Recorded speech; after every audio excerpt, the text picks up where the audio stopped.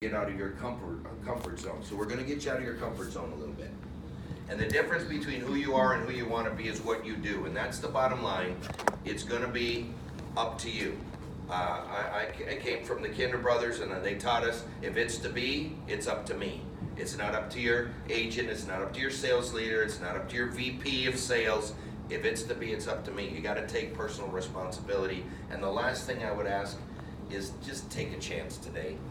Just take a chance. I promise you, if you take a chance with us, today will make a big difference in the rest of your year and the rest of your career. Because the things you learn today can help you for the whole rest of your life. And it can help you help others for the rest of their lives as well. So it's a pretty big day. So I'm going to turn it over to Ann, and she's going to keep going. We're going to keep going. All right, I love his little slogan. If it's to be, it's up to me. Write that down. I love that. I love that. That is one of my faves. He's got a lot of them. That's one of my favorites. If it's to be, it's up to me. I would even put a poster in my agency, Nicole. If it's to be, it's up to me. You like it, Chrissy? Mm-hmm. It's pretty cool, right? All right. In your workbooks on page 1,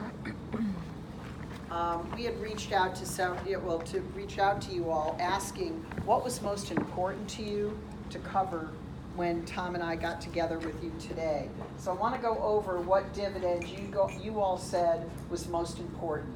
And if there's anything missing, we'll certainly add it to the pot. But one of the things you said, how do I get clients thinking about life insurance without pushing too hard, right? Now sometimes you have to push a little hard, right? You have to be a little ruthless because they're not getting that conversation anywhere else, right? All right, another thing you said that was important is how do I successfully pivot from auto or bank or homeowners to life insurance? And what's so beautiful about all of you that are part of you've been doing P&C mostly, you're gonna love the pivot, the opportunity to go into a life insurance discussion when you're working with auto or home. See, you're pretty unique. What's kind of unique about State Farm is that you guys have that book of business, or growing that book of business, have that book of business where people are calling in, which is pretty exciting. If you work for New York Life or MetLife or any of the other companies, you're going to have to cold call and prospect a lot. I mean, several of you have a great book of business to be working on. And what percentage of the clients in the book of business would you say are underinsured with life insurance? What would you say, Steve? What percentage? 80%. All right, 80%. What would you say, Richard? All right, Nanny? All right. What do you think? 85. Okay, so you know when you have that discussion that the majority of the people are underinsured. Right. What were you gonna say, Richard? I just think Steve is better because he's mentioning it to everybody. I took over a book of business 5 years ago, 6 years ago. There was a good number of life insurance policies in it, but they weren't talking to people about it. Did a lot of right P&C without talking about life. Right, so what's so beautiful about it is the P&C is gonna open up an opportunity and make it easier for you to have that discussion. We'll talk about it. How do I handle some of the common objections? And we're gonna talk about that definitely later. What are some of the objections that you hear from customers? Ruben, what's an objection when you're talking about life insurance? I'm too young, I don't need it. I'm too young, I don't need it, I'm not gonna die. What else do you guys hear? Carrie? I hear that one. Can't afford it. I can't afford it. What else? I hear that one. I'm not planning on dying. Right, okay, good. What else are you hearing? Natalie, what are you guys hearing? What's the pushback you get? You have it at work? All right, perfect. Yeah. Okay, so we're gonna go over how you handle some of those objections. And not, don't recoil. I don't want you to get all nervous and like, okay. All right, how do I start a simple personalized life insurance conversation without sounding like a flavor of the month, right? Okay, what are key words? And Tom was talking about this. Key words, phrases, and questions I can use when discussing and introducing life insurance. And as Tom said, it's a words business. It's a stories business. Where is Ceci? We just put together a campaign at Linda's office For referrals. for referrals. Yeah. And the theme of this is to do what? We offer them, if they know someone, we can refer, we'll give them $5, but then at the same time, we're starting a campaign where $5, each $5 that we give you, $5 will go for a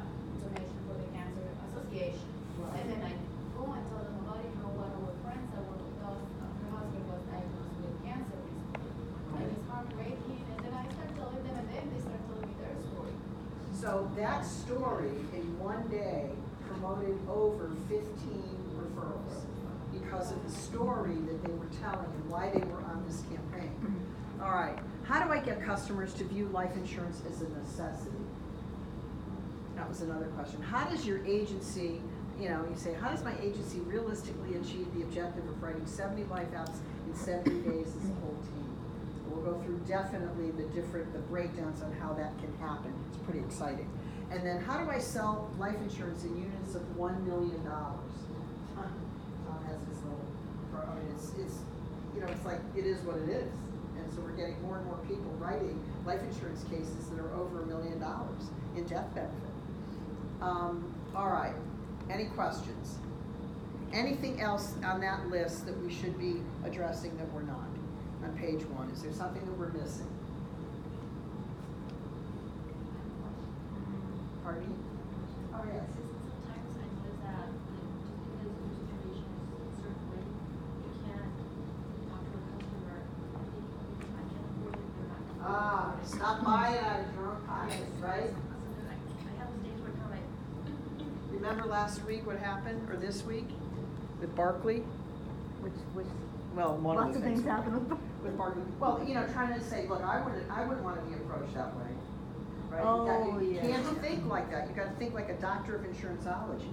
You've got to have like a poker face. Yes. All right, good. Yes, sir.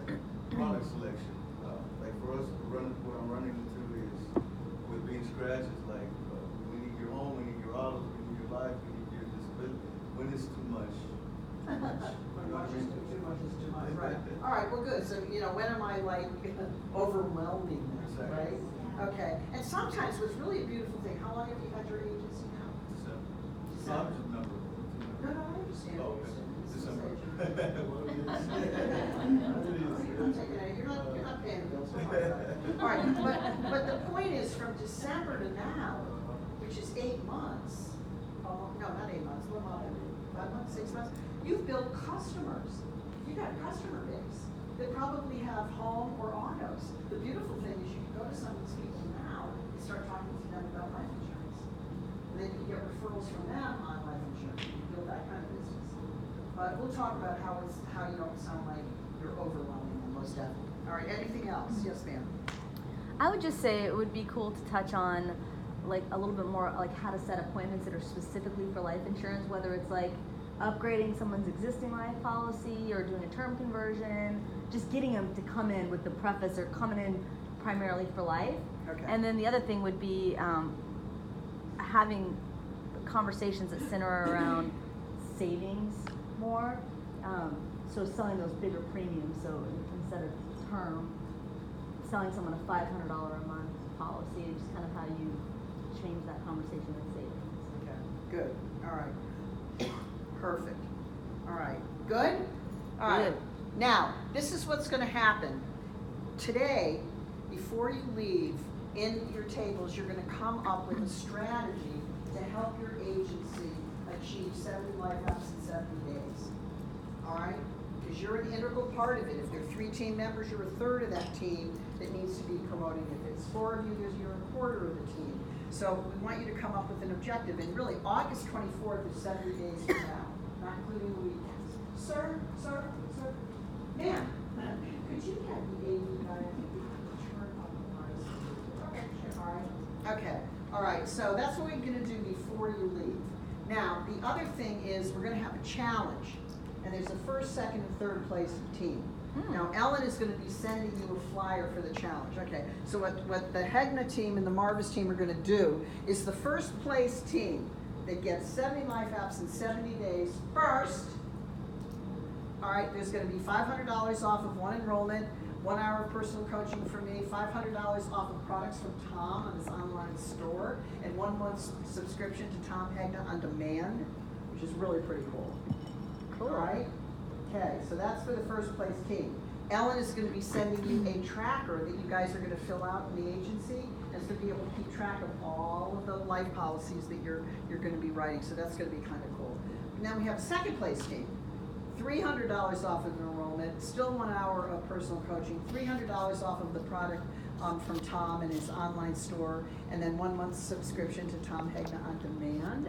And then the first place team, it's $200 off of the enrollment, and 1 hour of personal coaching, $200 off of a product from Tom Hegna's online store, and 1 month subscription to Tom Hegna On Demand. What do you think? Woo! All right? Like it. All right, so how many of you are kind of committed to help your agency get to 70 life outs in 70 days? Boom, right? And use your microphone, because he's gonna adjust it a little bit now. Okay, good. All right, hold on 1 second, thank you very much. Yeah, we have a testing, 1, 2, 3. More? Just sing. Salon. That's not my thing, Nicole. Not my thing. That's not what I heard in. Okay, all right, good. All right, I think that's better. You gotta turn it down a little. A little bit, Too a little loud. too raspy, a little too tinny. All right, there you go. All right, we're better. Thank you, appreciate it. Okay. All right, now, through June 8th, and some of you guys will be really great at this, but I want to get 3 victories a night from you guys on what you've been doing based on the program that we roll out today. Victories could be as little as, oh my gosh, I did my first $1 million presentation, or I observed the most phenomenal life insurance appointment, or I wrote my first big case. It doesn't matter, any kind of a victory. And so we'll send you an email to follow up on that, because we want to see how things are going. Keep the fire lit. Okay, so any questions about that? So we've got the victories. I'll remind you at the end of the week, end of the day, which is the end of the week, right? All right. Also, you've got note cards in front of you. You've got 2. We've got more if you need it. I call those the key nuggets. You know, they're going to be things that Tom and I are going to take you through, and we're going to say, all right, put down on that card something that is a dividend. You say, oh my gosh, I'm going to do this immediately when I get back. So I know you're going to have a lot of pages of notes of stuff, but this is going to be where you're going to capture the significant nuggets from the different lessons. Fair enough? All right, now, okay. Oh, this is interesting, and I shared this with the other group. Meredith Powell has a book on winning in the trust and value economy. That's a really great book for you guys, for the agencies to get. Have little book reports on it, right? Aside from what Tom's got, I'm telling you. I mean, you can have book reports all year long, but it really talks about how you have to be a trusted advisor in this environment and not trying to just throw stuff together. And there's a quote from the book that says, getting customers to know and understand what makes you different plays an important role in the winning and trust value economy. It takes a wow factor. So something that not only makes you stand out from your competition, but makes you stand out, period. What makes you unique and different is already there. You just need to uncover it, clearly define it, and then share it. And this is what today is going to be all about. You're gonna wow them, and it's going to be pretty exciting. Now, this is what I want you to do. Tom already told you that I was going to do this, and with several of you that go through my program, you're familiar with this little exercise. Everybody clasp your hands together. All right, how many people have their left thumb over their right thumb? Right thumb over their left thumb. Switch your thumbs, you little pumpkin heads. How does it feel? Awkward? Uncomfortable? A little weird? Okay, we promise you, Tom and I are going to take you through some approaches that are going to feel like you just switched your thumbs. It's going to be really awkward, very uncomfortable. But by the time you leave, as Tom was saying earlier, you're going to be thumbs ambidextrous. Because it's about the words. And in our word tracks that we're going to be giving you, there is a method to our madness. Does that make sense? So if you start cutting corners and some of these approaches, it's not going to have the impact that it could have. Does that make sense? So we've got to practice as much as we can in the short window that we've got together. Fair enough? Alrighty, so where the heck's my clicker? All right, there we go. Now we're going to be using your workbooks. We're also during the session going to be role playing a little bit. How many people like to role play? Come on, you liked it in the class. How many like to role play? All right, Nicole is the only one. All right, what makes you uncomfortable with role playing, Alyssa? I guess being on the spot. Like I just did. Yeah, exactly. Okay, good. It's always kind of cool. All right, what else makes you feel? What else makes you feel uncomfortable, Carrie, with role playing? I don't know, it just feels awkward. Awkward. talking to somebody about something that, like, I'm not really having that conversation. Well, you know what they say at the end? I have a critique for you guys to fill out. You know what you say you like best about the workshop? Guess what? The role playing, the practicing, because perfect practice makes perfect performance. I mean, you know that. I mean, there's so many people professionally that have to practice a lot to get to the next level. And so the agents in the room, you'll see how important it is when you go back to, and how many of you are going to go teach somebody else from what you learned? You're going to have to do the same thing, Steve and group. You're going to have to do that. You're going to have to show them, tell them, observe them. So Tom and I are going to tell you how to do it, show you how to do it, and then we're going to observe you doing it. That's the only way an adult, even children, learn how to get to that next level and make it more comfortable that they can switch their thumbs without worrying about it. Fair enough? All right, so we're going to have, all right, so also today we're going to have food awareness at noon. We're going to feed you. Then I understand also they're like around 2 o'clock they're going to have these cookies and chips and stuff that'll be outside for some snacks. Get you in another food coma. And then today, based on, we'll be ending the session certainly no later than 5 p.m. All right? But what are you looking at me in that tone of voice? You're good? You're good. All right. So, we're going to have fun. It's going to be pretty intense, but it's really exciting. First of all, it's really exciting that we get some special time with Tom, because he usually is presenting in front of a huge group. So this is going to be kind of special. Those of you that work with me, it's enough of me already, right? Okay. All right. So without further ado, we're should we have a quick break? Do you need a break? Yeah. Okay, no break. Okay, someone needs a break. All right, there's restrooms to the left, and then there's restrooms to the right down the stairs around the corner. Why don't you do this? Take like a 6-minute break.